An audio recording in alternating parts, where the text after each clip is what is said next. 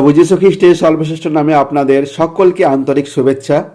পবিত্র বাইবেলের গীত সংহিতা 103 নম্বর গীতের 3 পদে আমরা এইভাবে পড়ি, তিনি তোমার সমস্ত অধর্ম ক্ষমা করেন, তোমার সমস্ত রোগের প্রতিকার করেন। এই পদের মধ্যে গীতকার অপরাধ ও রোগ এই দুইটি পৃথক বিষয় উল্লেখ করেছেন, কিন্তু তার বক্তব্যের মূল উদ্দেশ্য একটি। মানুষ শারীরিক রোগে আক্রান্ত হলে খুবই উদ্বিগ্ন হয়ে পড়ে।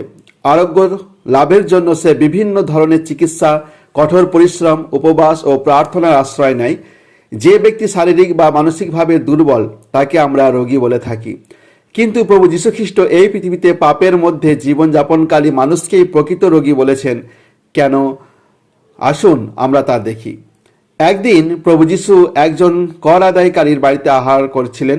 তখন ফরিসী ও শাস্ত্রীরা, যারা নিজেদের ধার্মিক বলে মনে করত, প্রশ্ন করল, তিনি কেন কর আদায়কারী ও পাপীদের সঙ্গে আহার করেন?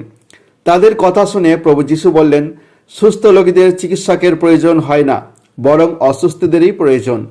আমি ধার্মিকদের নয়, পাপীদেরই আহ্বান করতে এসেছি। এখানে প্রভু যীশু পাপকে একটি রোগ এবং পাপীদের রোগী হিসাবে অভিহিত করেছেন। একই সঙ্গে তিনি নিজেকে সেই একমাত্র চিকিৎসক হিসাবে ঘোষণা করেছেন, যিনি পাপ রোগ থেকে মানুষকে সুস্থ করতে পারেন। তবে এই মহান চিকিৎসকের চিকিৎসার পদ্ধতি সম্পূর্ণ ভিন্ন। আমাদের পাপ থেকে সূচি করার জন্য প্রভু যীশু খ্রিস্ট আমাদের সমস্ত পাপের ভার নিজের উপর তুলে নিয়েছিলেন। তিনি আমাদের পরিবর্তে ক্রুশে অভিশপ্ত হয়েছিলেন এবং গভীর যন্ত্রণাময় মৃত্যু সহ্য করেছিলেন। ভয়বাদী ঈশায়ের মাধ্যমে ঈশ্বর ঘোষণা করেছিলেন, তার আঘাতের দ্বারাই তোমরা সুস্থ হয়েছ। এর অর্থ হলো, প্রভু যীশু খ্রিস্ট ক্রুশের মৃত্যু গ্রহণ করে আমাদের পাপের প্রায়শ্চিত্ত সম্পন্ন করেছেন। তাই যে কেউ তার উপর বিশ্বাস করে, তার সহ্য করা প্রতিটি আঘাতের ফলস্বরূপ তার আত্মিক রোগ অর্থাৎ পাপ ক্ষমা লাভ করে। আজ আপনারও কি এই মহান চিকিৎসকের প্রয়োজন নেই? প্রভু যীশু খ্রিস্টের উপর বিশ্বাস স্থাপন করুন।